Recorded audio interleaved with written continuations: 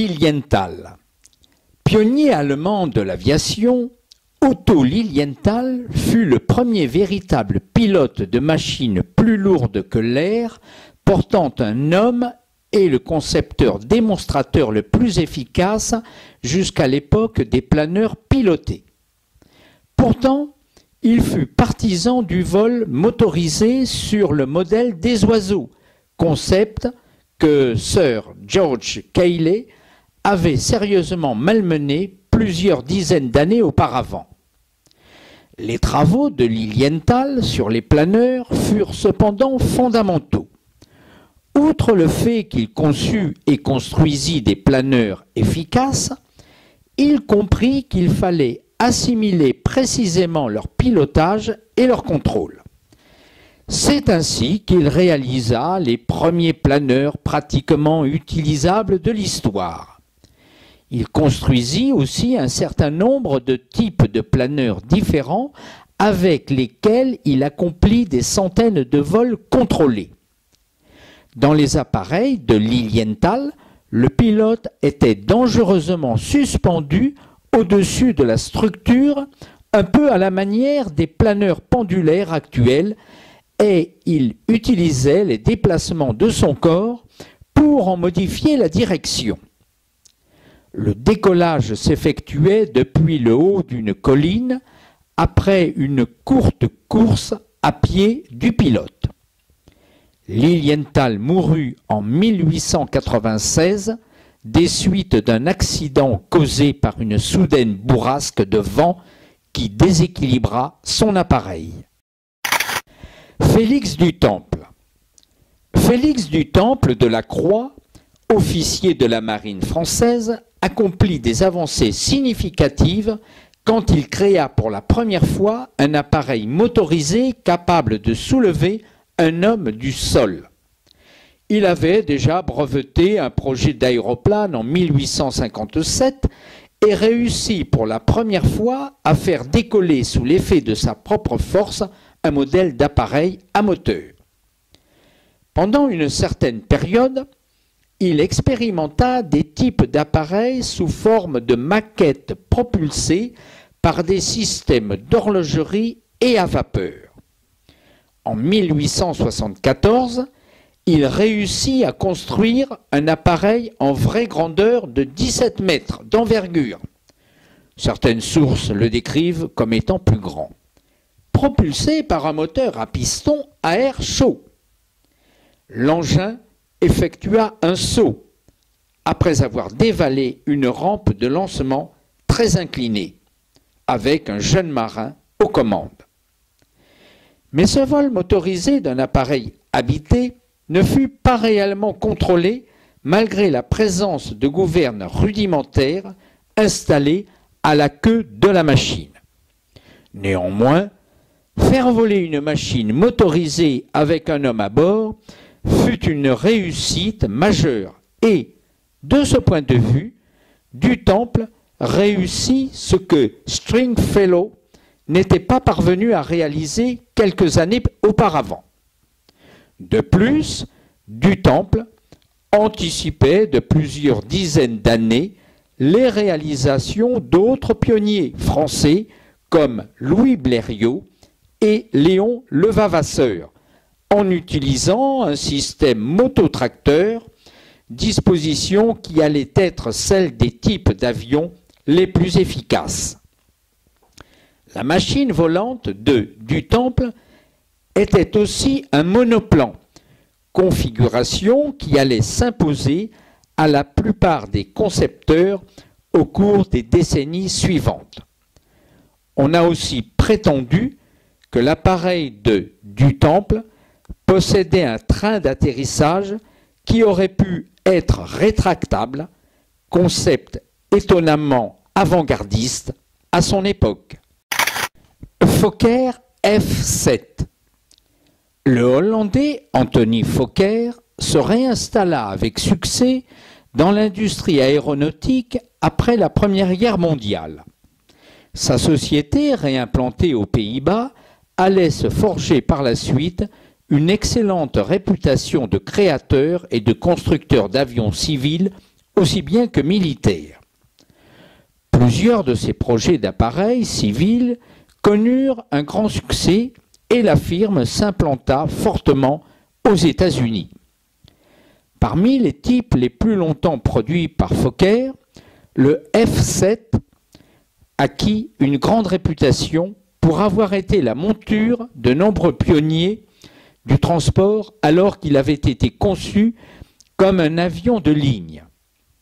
La famille des F-7, comprenant le F-7 monomoteur original, le F-7A monomoteur à l'aérodynamique épurée et surtout ce bond en avant représenté par le trimoteur F-7A 3M et le F-7B 3M à grand rayon d'action. Cette famille constitua l'une des plus importantes et des plus réussies séries d'avions de ligne de son époque, qui contribuèrent à donner à l'aviation de ligne à longue distance davantage d'intérêt et d'attractivité.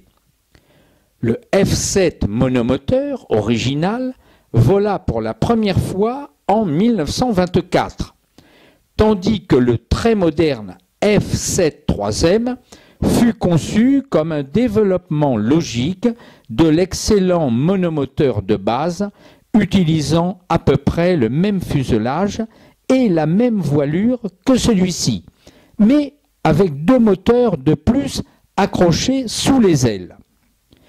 Le premier F-7A3M remporta le très réputé Ford Reliability Tour, concours de régularité Ford, aux États-Unis en 1925, et l'avion connut un succès commercial considérable.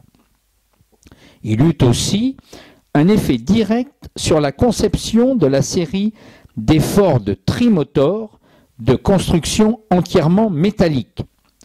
Sa production fut lancée en Hollande et ailleurs sous licence. Le nombre d'avions produits fait encore débat, mais il doit être supérieur à 100. Le F-7B 3M à grand rayon d'action, qui bénéficia de plusieurs modifications, dont celle de la forme de la voilure, fut aussi produit sous licence ailleurs qu'en Hollande, où Fokker en construisit 63 environ. L'Avro 10 fut un modèle équivalent produit en Angleterre. Les commandes militaires portèrent sur le C-2 destiné à l'US Army Air Corps. Le F-7 acquit une grande notoriété grâce aux raids à longue distance qu'il effectua comme l'expédition arctique de Byrd en mai 1926 et le tout premier vol de reconnaissance de ligne à travers le Pacifique avec escale par Charles Kingsford Smith et son équipage à bord du fameux Southern Cross en mai et juin 1928. Ford Trimotor. Surnommé avec sympathie Tin Goose, loi en fer blanc, le Ford Trimotor fut un avion marquant pour plusieurs raisons. Il contribua au développement du transport aérien aux États-Unis et prouva à l'industrie aéronautique américaine le bien fondé de l'avion métallique. Robuste et polyvalent, le trimotor fut le contemporain des avions de ligne entièrement métalliques de la firme allemande Junkers. Et, comme les Junkers, il était tout en métal, y compris le revêtement ondulé des gouvernes. Son architecture ressemblait à celle qu'Anthony Fokker avait introduite avec le Fokker F-7. Mais il devait en partie son existence à la firme Stout, que le constructeur automobile Henry Ford avait absorbé en 1925. Une partie des études de base que William Stout avait conduite avec son appareil construite en métal, se retrouva dans l'étude, lancée en 1925, de ce qui allait être le premier avion de ligne Ford. Le premier type, dit modèle 3 AT, fut un échec. Mais de nouvelles études menèrent au modèle 4 AT, le premier d'une lignée de trimoteurs réussi qui déboucha sur le modèle 5 AT et plusieurs types militaires.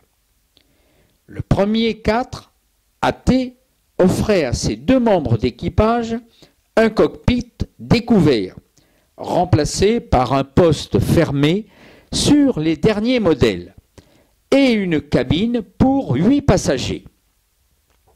Les câbles de commande des gouvernes de direction et de profondeur passaient à l'extérieur du fuselage et les nacelles des moteurs séparés des ailes et soutenus par des mâts servaient aussi partiellement de support au train d'atterrissage qui, sur certains avions, était également caréné. Le premier modèle 4 AT fit son premier vol le 11 juin 1926 et le principal modèle du début de production fut le 4 AT-B pour 12 passagers qui fut certifié plus tard, en novembre 1928. L'un des premiers clients fut la compagnie Madux Airlines de Californie, mais de nombreuses autres compagnies, grandes et petites, exploitèrent le Tin Goose.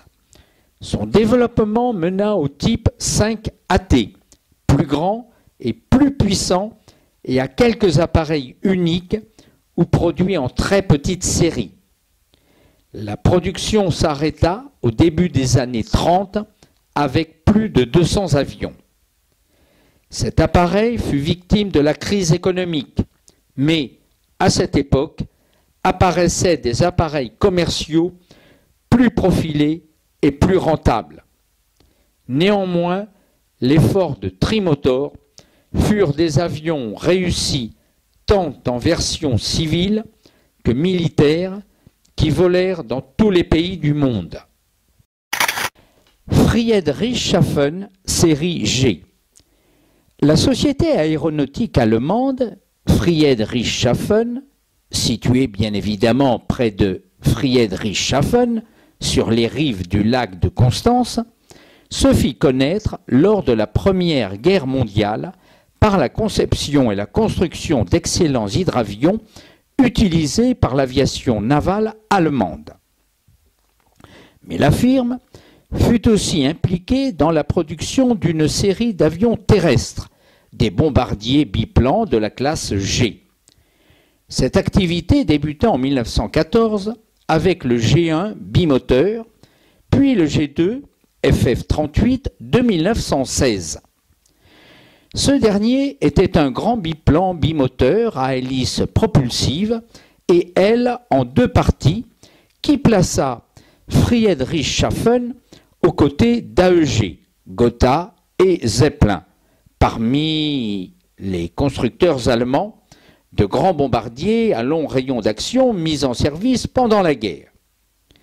La société Friedrichshafen entretenait des liens étroits avec la firme Zeppelin.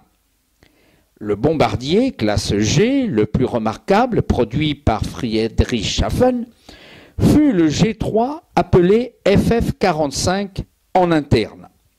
En service actif de 1917 à la fin de la guerre, le G3 était encore un bimoteur biplan pousseur aux ailes en trois parties. Il servit principalement sur le front occidental et de nuit. Il opérait en même temps que les derniers bombardiers Gotha série G.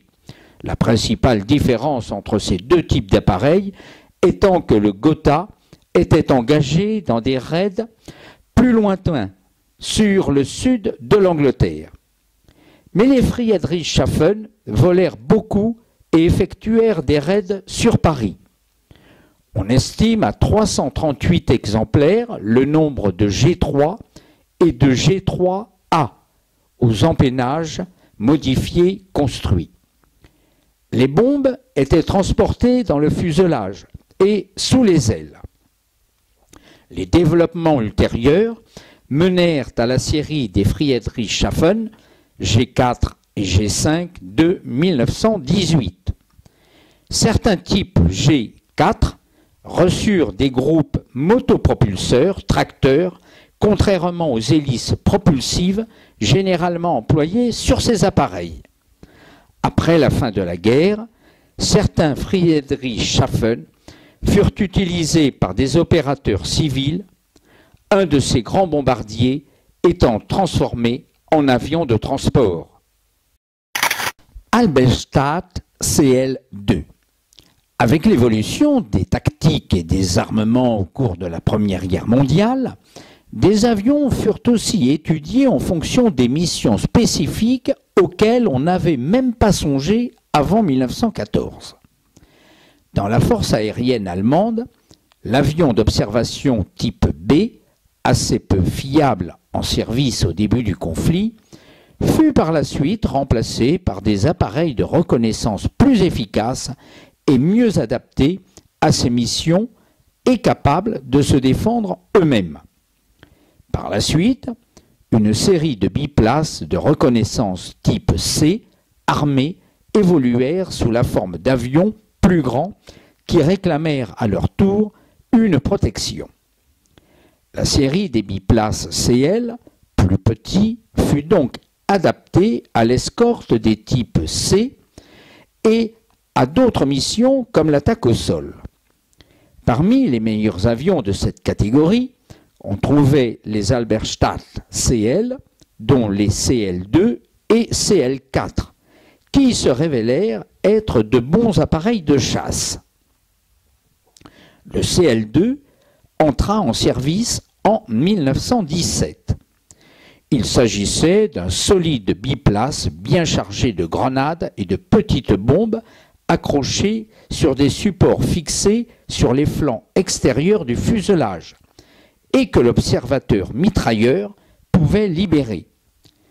Les deux membres de l'équipage partageaient le même habitacle, mais l'observateur disposait d'une mitrailleuse sur un affût annulaire qui pouvait tirer indépendamment des armes fixes, synchronisées, orientées vers l'avant. L'Halberstadt était donc un avion très bien armé, et le CL2 se révéla très efficace dans les missions d'attaque des troupes au sol. En septembre 1917, une formation de CL2 attaqua avec succès des troupes alliées qui franchissaient la Somme et, en novembre, apporta un soutien efficace aux contre-attaques allemandes lors de la bataille de Cambrai. Quelques exemplaires de CL2A furent équipés d'un moteur BMW de 185 chevaux, installé dans une partie avant redessinée. Le CL4 plus court, au nez également redessiné, ainsi que les empennages, joua un rôle majeur dans le soutien de la grande offensive allemande de mars 1918. Ces appareils solides et relativement puissants démontrèrent la validité du concept des biplaces pendant l'attaque des troupes d'infanterie au cours de la Grande Guerre, bien qu'ils eussent été moins efficaces face aux chasseurs monoplaces alliés bien pilotés. Certains appareils furent utilisés plus tard dans des missions d'attaque nocturnes. Hansa Brandenburg D1. Ernst Heinkel est un des grands noms de l'industrie aéronautique allemande. S'il est célèbre pour les avions portant son nom, créés dans les années 30 et employés pendant la Seconde Guerre mondiale, Heinkel était déjà un créateur d'avions reconnu bien avant cette époque. Pendant la Première Guerre mondiale, il dirigea la conception de nombreux appareils et, notamment, du chasseur biplan Hansa Brandenburg D1. Cet appareil fut un important avion de combat pour la composante aérienne des forces armées austro-hongroises. Le D1 naquit du besoin de disposer d'un avion de combat monoplace moderne et son étude fut conduite durant l'année 1916. Les premiers avions de série arrivèrent dans les unités austro-hongroises à l'automne et au début de l'hiver 1916.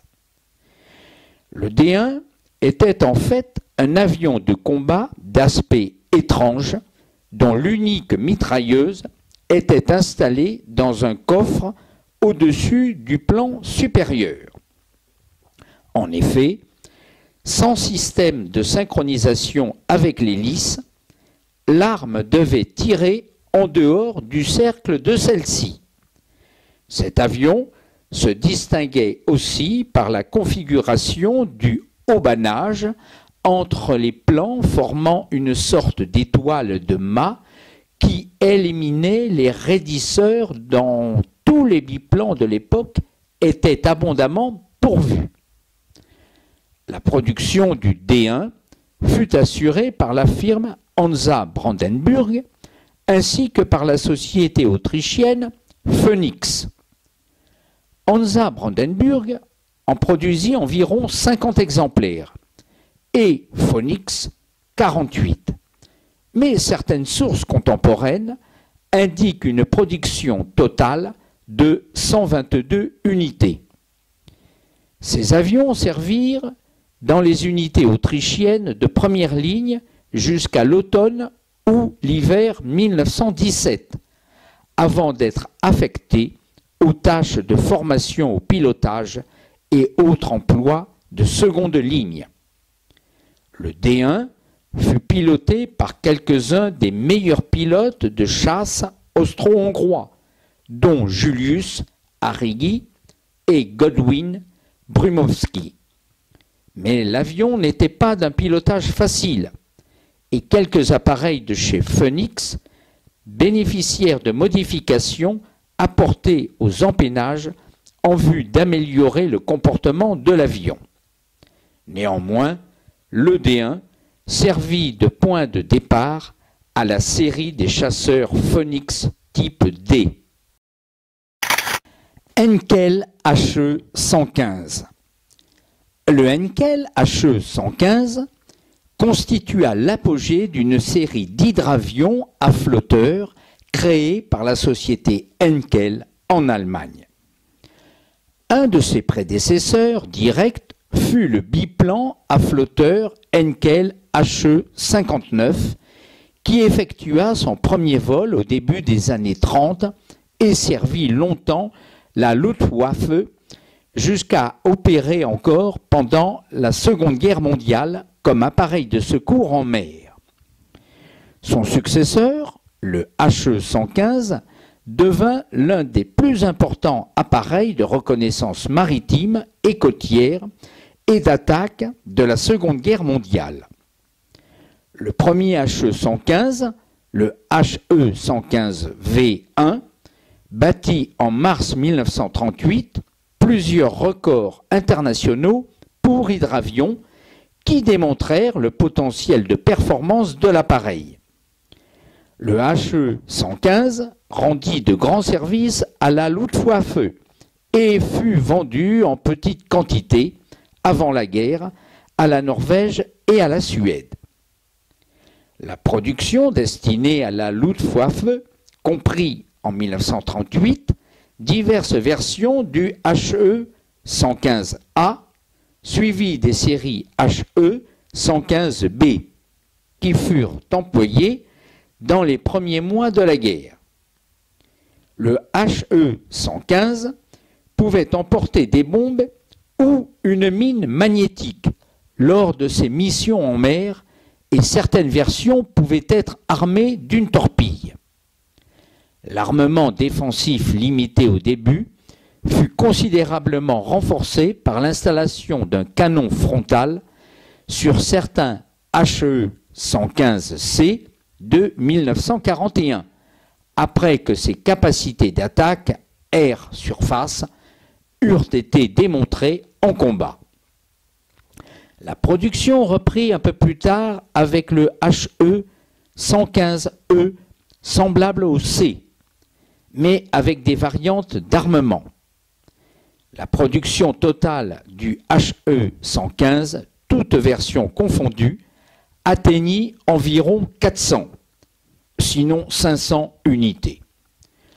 Le HE 115 fit la preuve de son efficacité lors des premières phases du conflit, notamment dans la Manche, la mer du Nord, sur les côtes de la Baltique et jusqu'en Arctique. Les puissantes mines magnétiques mouillées par les HE 115 causèrent de gros dégâts aux navires alliés naviguant seuls ou en convoi.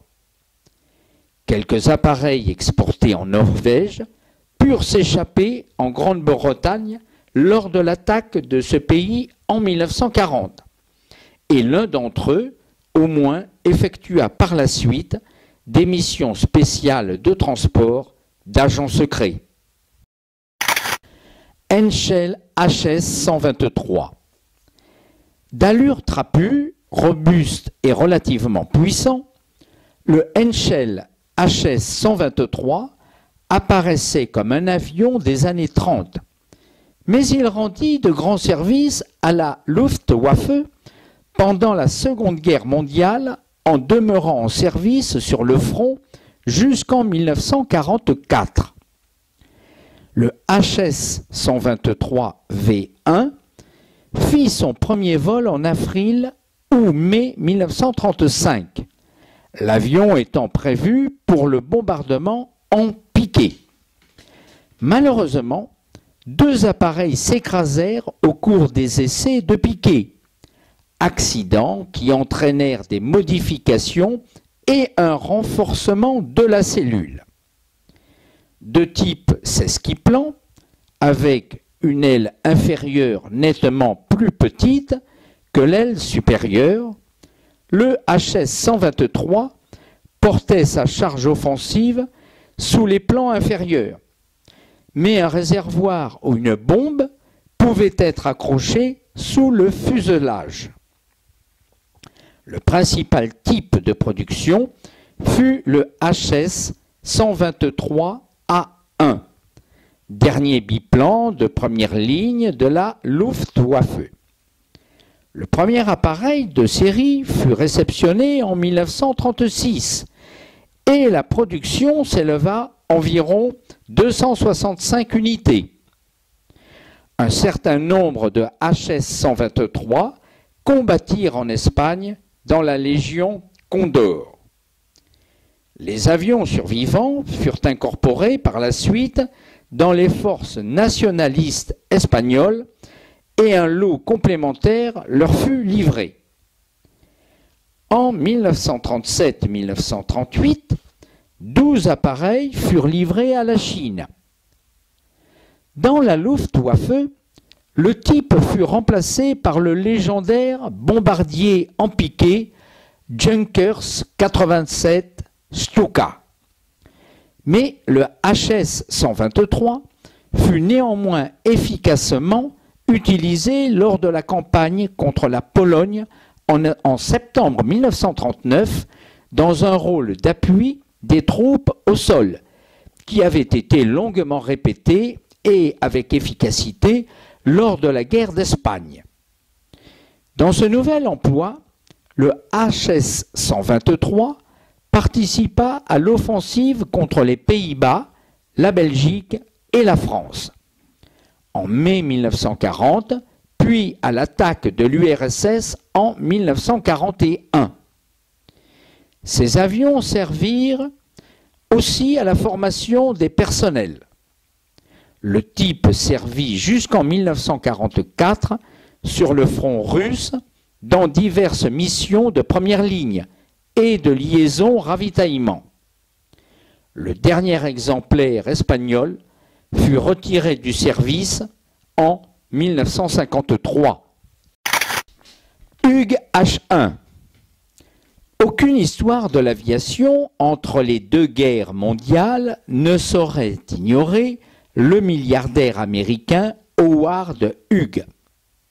Producteur de films à succès et homme d'affaires de grande envergure, Hughes contribua largement au développement de l'aviation civile des États-Unis, notamment avec sa compagnie Trans World Airlines, TWA.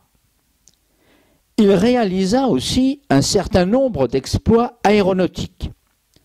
Il fut notamment à l'origine d'un appareil d'avant-garde, le premier de la Hughes Aircraft Company, qu'il fonda en 1936. Cet avion remarquable fut le Hughes H1, souvent appelé Hughes Racer, bien que sa notoriété fut fondée sur deux records établis par Hughes lui-même aux commandes. Hughes avait une formation aéronautique puisqu'il avait étudié la technique en Californie. Le Hughes H1 fut le résultat d'une collaboration avec une équipe d'ingénieurs talentueux dont le concepteur Richard Palmer. Le H1 fut construit pour la vitesse pure sous la forme d'un monoplan cantilever superbement profilé et doté d'un train escamotable. Son fuselage était une monocoque absolument lisse, assemblée par des rivets à tête noyée. Le moteur en étoile était étroitement capoté. La voilure était en bois et les gouvernes étaient entoilées. Les finitions de l'ensemble de l'avion furent poussées à un niveau de qualité très élevé afin de favoriser la vitesse. Il fut présenté en août 1935 et le 13 septembre suivant sur un petit aérodrome près de Santa Ana en Californie. Hughes battit le record du monde de vitesse dans sa catégorie à 567,115 km/h. Le H1 pouvait être équipé d'ailes courtes, 7,62 m d'envergure, ou d'ailes plus longues, 9,68 m.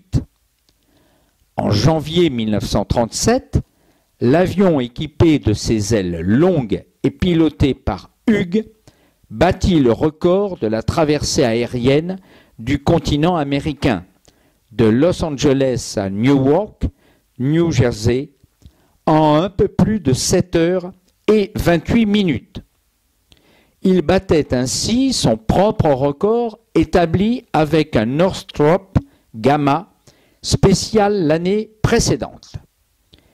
Hughes signa d'autres vols qui firent la une des journaux avec divers types d'avions avant de construire pendant et après la Seconde Guerre mondiale l'immense hydravion H4. Comme le H1, cet appareil finit par rejoindre les collections du National Air and Space Museum à Washington. Une réplique du H1 construite aux États-Unis entre 1998 et 2002 vola, pilotée par Jim Wright. Très semblable à l'original, cette superbe réplique fut malheureusement détruite en 2003 dans un accident qui tua son pilote. John Stringfellow. L'anglais John Stringfellow, 1799-1883, fut l'un des pionniers de l'aéronautique les plus importants dans la période qui mena au premier vol humain contrôlé réussi par les frères Wright en 1903. Résidant dans le sud de l'Angleterre, à Chard, dans le Somerset, Stringfellow fut un chercheur pratique qui construisit un certain nombre de machines volantes valables et travailla obstinément à chercher une source d'énergie pour propulser ces appareils. Au milieu du XIXe siècle, la machine à vapeur avait été suffisamment développée en fonction de ses applications terrestres pour que la propulsion par la vapeur soit considérée comme une source de puissance potentielle adaptable aux machines volantes. Dans les années 1840, Stringfellow coopéra avec un autre promoteur de la machine à vapeur légère et puissante, William Henson, afin de créer un moteur susceptible d'équiper ces appareils. Au début des années 1840, Henson breveta l'étude d'un futur Aerial Steam Carriage, transport aérien à vapeur. Cet important projet atteignit son apogée en 1848, quand Stringfellow fit voler avec succès une grande maquette motorisée qui effectua ce qui est probablement historiquement le premier vol soutenu d'un appareil volant viable, bien qu'il n'y eût personne à bord. L'exploit représentait néanmoins un progrès considérable. La machine de 1848 de Stringfellow fut suivie par un appareil triplant à vapeur qu'il prétendit avoir fait voler avec succès lors d'une exposition à Crystal Palace à Londres en 1868. C'était probablement le vol motorisé le plus important jamais réalisé dans le monde. Il impliquait la mise en œuvre d'un moteur à vapeur d'un cheval, d'une conception originale au point que ce moteur remporta un prix spécial à cette exposition. Mais, comme lors du vol précédent, aucun homme n'était à bord de la machine de Stringfellow. Bien que ces travaux aient fait avancer les choses en faveur de la création d'un appareil volant viable et capable d'enlever un homme, il n'y réussit pas lui-même. Il ne vécut pas assez longtemps pour voir les ultimes fruits de son travail de pionnier, car il mourut 20 ans avant que le premier vol soutenu et contrôlé des frères Wright en 1903.